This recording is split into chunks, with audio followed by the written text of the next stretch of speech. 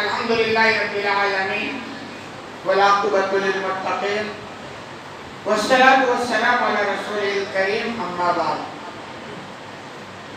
باب اذا وابا دینا علی رجل باب اس بیان میں ہے کہ اگر کوئی اپنا قرض کسی کو ہبہ کر دے. کہنا یہ چاہتے ہیں کہ ایک آدمی نے کسی کو قرض دے رکھا تھا, اب کوئی وجہ پڑی تو قرض دینے والا سمجھتا ہے چلو صاحب معافی فرما دیتے ہیں, یا ہبہ جس کو کہتے ہیں ہبہ ہی کر دیتے ہیں, چھوڑ دیتے ہیں. تو اس کے بارے میں کیا رہنمائی ملتی ہے؟ کہا شعبہ عن الحکم, شعبہ حکم کے حوالے سے بیان کرتے ہیں وہ جائز, یہ جائز ہے. یعنی اگر ایسا ہے کوئی کرنا چاہے کہ میں نے فلاں صاحب کو قرض دے رکھا تھا, ان کی حالت اچھی نہیں ہے, چلیے معاف فرما دیتے ہیں, اسلام میں ایسا کوئی بات نہیں ہے, معاف کر سکتے ہیں.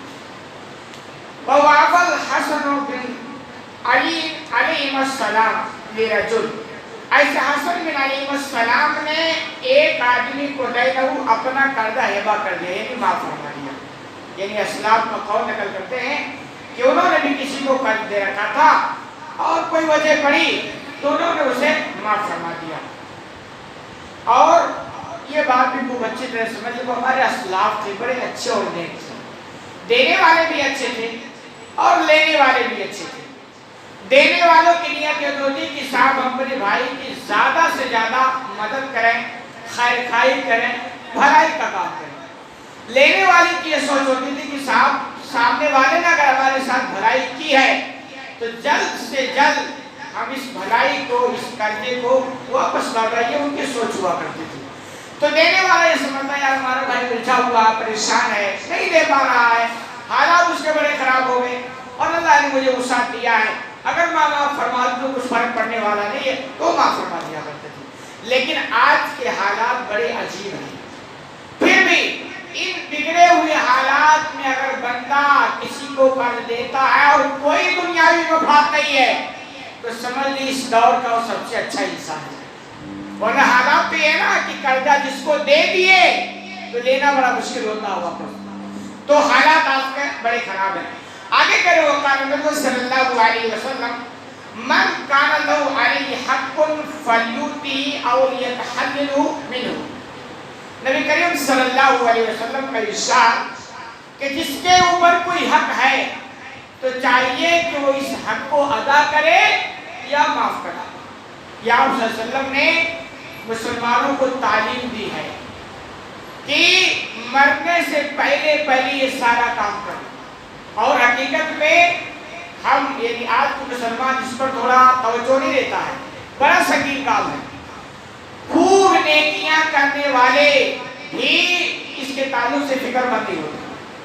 حالانکہ طریقے, اور اگر آدمی یہ نیکیاں خوب کرتا ہے اور لوگوں کا خوب کھا کے بیٹھا ہے اور دینے کی ٹینشن بالکل نہیں رکھتا ہے تو حقیقت میں اس کی مثال ایسے ہی ہے جیسے ایک بندہ پیسہ خوب کمائے اور ایک ایسے بینک میں جمع کرے جس کے بارے میں اس کو پتا ہے کہ یہ کبھی بھی ڈوب سکتا ہے, تو یہ بیوقوفی والی بات ہے.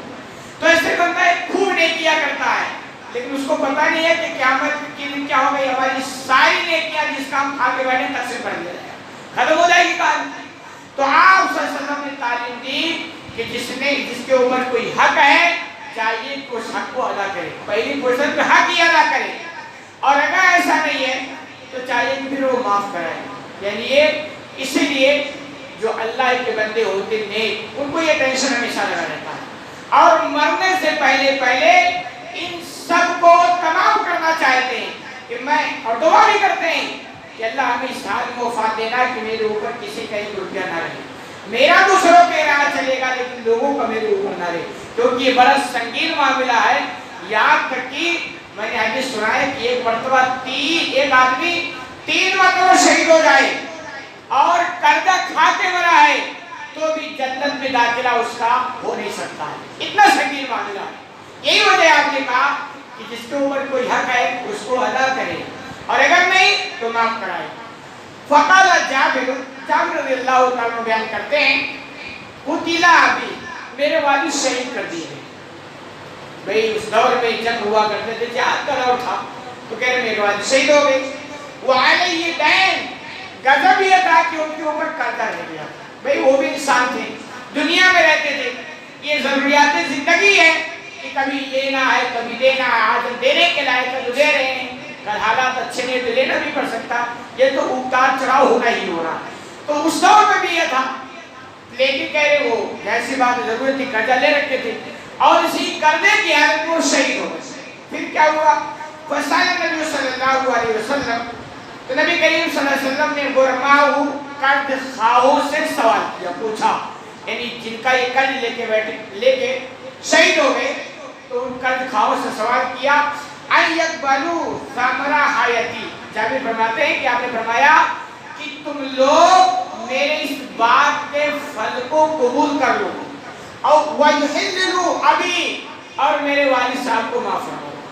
یعنی یہ حل ہے کہ والد صاحب کو جلدی سے جلدی معاف کراؤ، ورنہ وہاں میرا کام نہیں ہو سکتا ہے. تو طریقہ کہ بھائی اگر والد صاحب ایسا ہو گیا تو آپ پیار محبت سے دے کر کے، اور اگر نہیں تو پیار محبت سے سمجھا کر کے معاف تو کرائیں. آج کے دور میں تھوڑا کیوں دیے تھے صاحب، ہم کیا کہیں، جاؤ قبر ہی پر مانگ کے آ جاؤ. یہ طریقہ نہیں ہے. اس لیے والدین کو چاہیے کہ اپنے اولاد کو اس لائق بنائیں کہ وہ مرے تو ان کے تعلق سے آخرت کی فکر زیادہ ہو جائے. ہمارے یہاں بوڑھوں کو فکر آخرت کی زیادہ نہیں ہوتی. جانتے کیا فکر ہوتی ہے کہ ہمارے بڑھاپے میں سہارا کون بنے گا، ہم بستر میں پڑ جائیں گے تو ہمیں اٹھائے بیٹھائے گا. یہ زیادہ ٹینشن رکھتے ہیں. ٹھیک ہے، یہ بھی ٹینشن کی جگہ ہے، لیکن اس سے زیادہ خطرناک ٹینشن یہ ہے کہ وہ نوکرا مرتا ہے کھا کے اور یہ فکر نہیں رکھتا ہے کہ ہماری اولاد قرضہ ادا کرے گی کہ نہیں کرے گی. تو فکر زیادہ ہی ہونی چاہیے کہ مرے تو اولاد اس لائق بنائے کہ ان کو ٹینشن ہو جائے کہ باپ مر گیا اور کھا کے مرا ہے، ہم جلدی سے جلدی اس قرض کی ادائیگی کر دیں. ورنہ خوب اچھی طرح سمجھ لیں کتنے بڑے دیندار بن جائیں، نیکیوں کا پہاڑ ہو جائے، اور اگر لوگوں کا کھا کے مر گیا ہے تو بیڑا پار ہونے والا نہیں. اللہ رب العالمین سے دعا ہے کہ الہ العالمین تمہیں کہیں سنے زیادہ عمل کرنے کی توفیق عطا فرما.